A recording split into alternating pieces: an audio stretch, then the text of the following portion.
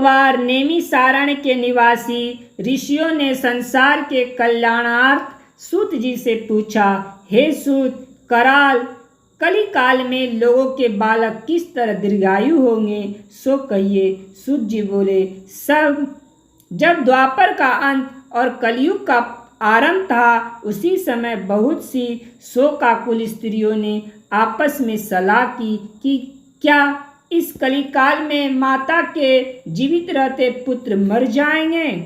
जब वे आपस में कुछ निर्णय नहीं कर सकी, तब गौतम जी के पास पूछने के लिए गई। जब उनके पास पहुंची तो उस समय गौतम जी आनंद के साथ बैठे थे। उनके सामने जाकर उन्होंने मस्तक झुकाकर प्रणाम किया। तदंतर स्त्रियों ने पूछा, हे प्रभु, इस कलयुग में लोगों के पुत्र किस तरह जीवित रहेंगे, इसके लिए कोई व्रत या तप हो तो कृपया करके बतलाइए। इस तरह उनकी बात सुनकर गौतम जी बोले, आपसे मैं वही बात कहूँगा जो मैंने पहले से सुन रखी है। गौतम जी ने कहा, जब महाभारत युद्ध का अंत हो गया और द्रोण पुत्र अश्वत्थामा के द्वारा अपने बेटे को मारा देखकर सब पांडव बड़े दुखी हुए, तो पुत्र के शोक से व्याकुल होकर द्रौपदी अपनी सखियों के साथ ब्राह्मण श्रेष्ठ धौम्य के पास गई और उसने धौम्य से कहा, हे विप्रेंद्र, कौन सा उपाय करने से बच्चे दीर्घायु हो सकते हैं, कृपया करके ठीक ठीक कहिए। धौम्य बोले, सतयुग में सत्य वचन बोलने वाला, सत्यनारायण, सत्याचरण करने वाला, समदर्शी जीमूत वाहन नामक एक राजा था। सतयुग में सत्य वचन बोलने वाला, सत्याचरण करने वाला, समदर्शी जीमूत वाहन नामक एक राजा था। एक बार वो अपनी स्त्री के साथ अपनी ससुराल गया और वहीं रहने लगा। एक दिन आधी रात के समय पुत्र के शोक से व्याकुल कोई स्त्री रोने लगी, क्योंकि वह अपने बेटे के दर्शन से निराश हो चुकी थी। उसका पुत्र मर चुका था। वह रोती हुई कहती थी, हाय, मुझ बूढ़ी माता के सामने मेरा बेटा मरा जा रहा है। उसका रुदन सुनकर राजा जीमूतवाहन का तो मानो हृदय विदीर्ण हो गया। वह तत्काल उस स्त्री के पास गया और उससे पूछा, तुम्हारा बेटा कैसे मरा है। बूढ़ी ने कहा, गरुड़ प्रतिदिन आकर गांव के लड़कों को खा जाता है। इस पर दयालु राजा ने कहा, माता, अब तुम रो मत, आनंद से बैठो, मैं तुम्हारे बच्चे को बचाने के लिए यत्न करता हूँ। ऐसा कहकर राजा उस स्थान पर गया जहाँ गरुड़ आकर प्रतिदिन मांस खाया करता था। उसी समय गरुड़ भी उस पर टूट पड़ा और राजा के शरीर का मांस खाने लगा। जब अतिशय तेजस्वी गरुड़ ने राजा का बायां अंग खा लिया, तो झटपट राजा ने अपना दाहिना अंग फेरकर गरुड़ के सामने कर दिया। यह देखकर गरुड़ जी ने कहा, देव योनियों में तुम कौन हो? तुम मनुष्य तो नहीं जान पड़ते। अच्छा, अपना जन्म और कुल बताओ। पीड़ा से व्याकुल मन वाले राजा ने कहा, हे पक्षीराज, इस तरह के प्रश्न करना व्यर्थ है। तुम अपनी इच्छा भर मेरा मांस खाओ। यह सुनकर गरुड़ रुक गए और बड़े आदर से राजा के जन्म और कुल की बात पूछने लगे। राजा ने कहा, मेरी माता का नाम सेव्या और मेरे पिता का नाम शालिवाहन है। सूर्यवंश में मेरा जन्म हुआ है और जीमूत वाहन मेरा नाम है। राजा की दयालुता देखकर गरुड़ ने कहा, हे महाभाग, तुम्हारे मन में जो अभिलाषा हो वह वर मांगो। राजा ने कहा, हे पक्षीराज, यदि आप मुझे वर दे रहे हैं तो वर दीजिए कि आपने अब तक जिन प्राणियों को खाया है वे सब जीवित हो जाए। हे स्वामी, अब से आप यहाँ बालकों को न खाए और कोई ऐसा उपाय करे कि जहाँ जो उत्पन्न हो वे लोग बहुत दिनों तक जीवित रहे। धौम्य ने कहा कि पक्षीराज गरुड़ राजा को वरदान देकर स्वयं अमृत के लिए नागलोक चले गए। वहाँ से अमृत लाकर उन्होंने उन मरे मनुष्यों की हड्डियों पर बरसाया। ऐसा करने से सब लोग जीवित हो गए, जिनको कि पहले गरुड़ ने कहा था। राजा के त्याग और गरुड़ की कृपा से वहाँ वालों का बहुत कष्ट दूर हो गया। उस समय राजा के शरीर की शोभा दूनी हो गई थी। राजा की दयालुता देखकर गरुड़ ने फिर कहा, मैं संसार के कल्याणार्थ एक और वरदान दूंगा। आज अश्विन कृष्ण सप्तमी से रहित शुभ अष्टमी तिथि है। आज ही तुमने यहाँ की प्रजा को जीवन दान दिया है।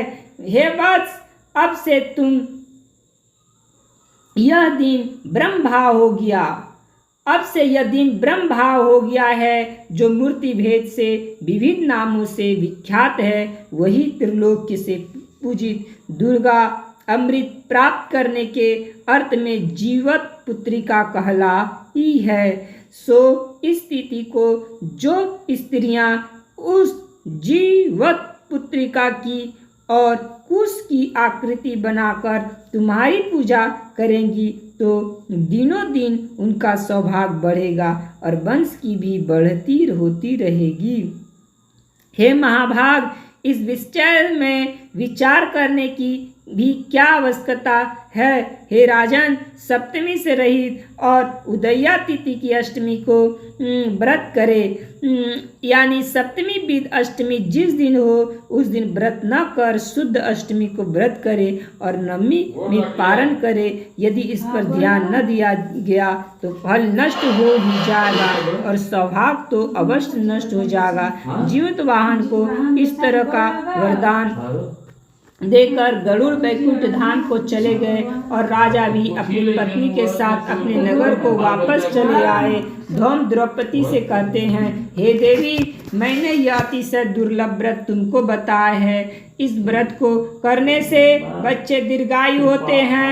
हे देवी, तुम भी पूर्वोक्त विधि से यह व्रत और दुर्गा जी का पूजन करो तो तुम्हें अभिलषित फल प्राप्त होगा। मुनिराज धौम्य की बात सुनकर द्रौपदी के हृदय में एक प्रकार का कौतूहल उत्पन्न हुआ और पूर्वासनी स्त्रियों को बुलाकर उनके साथ यह उत्तम व्रत किया। गौतम ने कहा, यह व्रत और इसके प्रभाव को किसी एक चिन्ह ही ने सुन लिया और अपनी सखी सियारिन को बतलाया।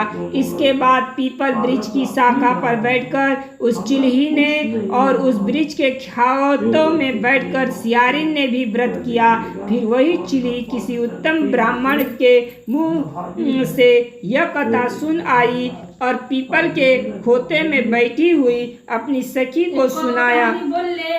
सियारिन ने आधी कथा सुनी थी। उसे भूख लग गई और वह उसी समय शव से भरे हुए शमशान में पहुंची। वहां उसने इच्छा भर मांस का भोजन किया और चिल्ही बिना कुछ खाए पिए रह गई और सवेरा हो गया। सवेरे वह गौशाले में गई और वहां गौ का दूध पिया। इस तरह नवमी को उसने पारण किया। कुछ दिनों बाद वे दोनों मर गई और अयोध्या में किसी धनी व्यापारी के घर जन्मी। संयोग से उन दोनों ने एक ही घर में हुआ। संयोग से उन दोनों का जन्म एक ही घर में हुआ, जिससे में सियारिन ज्येष्ठ हुई और चिल्ही छोटी। वे दोनों सभी शुभ लक्षणों से युक्त थी, इसलिए बड़ी लड़की काशीराज के और छोटी उसके मंत्री के साथ ग्राहपात्य अग्नि के समान विधि पूर्वक ब्याही गई।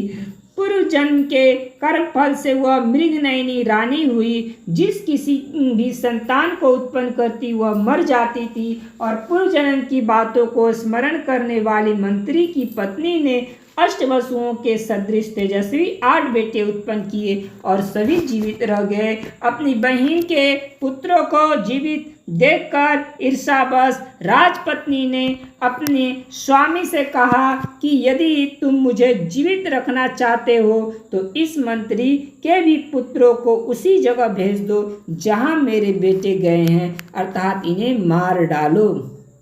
यह सुनकर राजा ने उस मंत्री के पुत्रों को मारने के लिए कई प्रकार के उद्योग किए, पर मंत्री पत्नी ने जीवित पुत्रिका के पुण्य बल से बचा लिया। एक दिन राजा ने अपनी आदमियों से उन पुत्रों का सिर कटवा कर पिटारी में रखवाया और वह पिटारी उनकी माता मंत्री पत्नी के पास भेज दिया। किंतु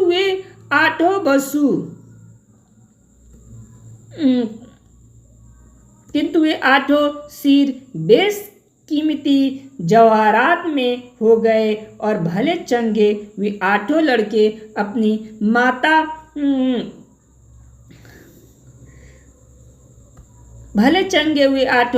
माता के पास वापस चले गए।